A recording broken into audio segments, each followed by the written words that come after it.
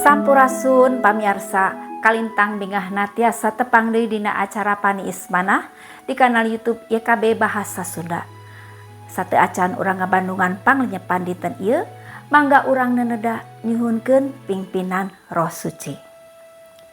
Nun ama nulinggi di sawarga, abdi sadaya nyuhunkeun pingpinan Roh Suci kangge nuyun abdi sadaya dina ngalenyepan pangadika Gusti. Berkahan abdi sadaya supados tiasa ngargepkeun sareng ngalarapkeunana dina kahirupan sadidinten. Panada ieu disuhunkeun di lebet asmaning Gusti Yesus Kristus. Hatur nuhun Gusti. Amin.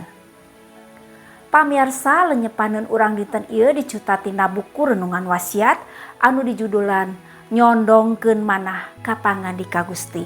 Dumasar kitab Jabur pasal 118 ayat 105 dugi ka 112. Sareng nas nu janten puseur panglenyepan urang nyaeta ayatna anu ka 105 anu unggalna kieu.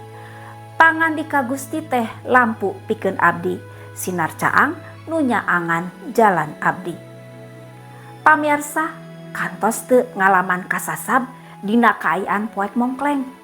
Panginten pas pareum lampu waktu sungi atanapi nalika kedah lumampah di jalan nu asing taya panyaang-panyaang acan.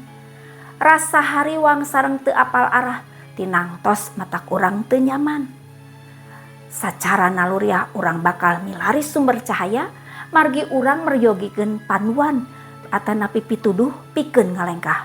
Urang aya di mana sareng bade ka mana. Kitu oge pamirsa dina parjalanan hirup urang lumaku. Urang teu hoyong kasasab sareng nyanda kaputusan tanpa dasar anu kukuh.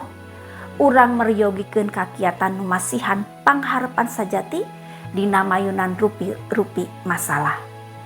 Pamirsa, Gusti Allah teu ngantep manusa lumaku dinu poek. Nu ngagurit Jabur nyatakeun yen pangandika Gusti teh lampu, sinar caang nu nyaangan jalana. Salaku jalmi nu anut ka Kristus urang mahamkeun yen pangandika Gusti teh teras mijalma janten manusa. Kitu diseratkeun dina Injil Yohanes pasal 1 ayat nu ka-14. Kristus teh caang sajati anu ngelehkeun poekna dunya. Ngalangkungan pitulung Roh Suci, pangandika Gusti teh teu diaos hungkul nanging oge dilenyepan. Hikmah Gusti disimpen di lebet manah, dilenyepan diregepkeun sareng janten kakiatan dina mayunan katalangsara sarta cocoba. Pamirsa, pangandika Gusti teh dikurniakeun ka urang sanes sakadar kanggo nambihan pangartos wungkul nanging oge kanggo ngaanyarkeun kahirupan. Dina nyanda kaputusan sareng lalampahan, pangandika Gusti nuyun urang kana bebeneran sareng kasayan nu saluyu sareng pangersa Gusti. Mangga urang oge ngajantenkeun pangandika Gusti minangka lampu sinar caang anu nyaangan urang lumaku dina kahirupan di dunya. Mangga urang neneda. Hatur nuhun Gusti kangge panglenyepan danget ieu anu mepelingan rehna pangandika Gusti teh lampu sinar caang anu nyaangan jalan kahirupan abdi sadaya.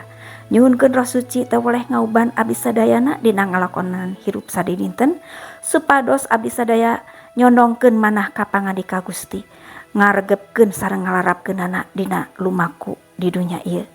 Hatur nuhun Gusti, paneda sareng pangdoa ieu disambat sareng disuhunkeun di lebet asmaning Gusti Yesus Kristus. Amin.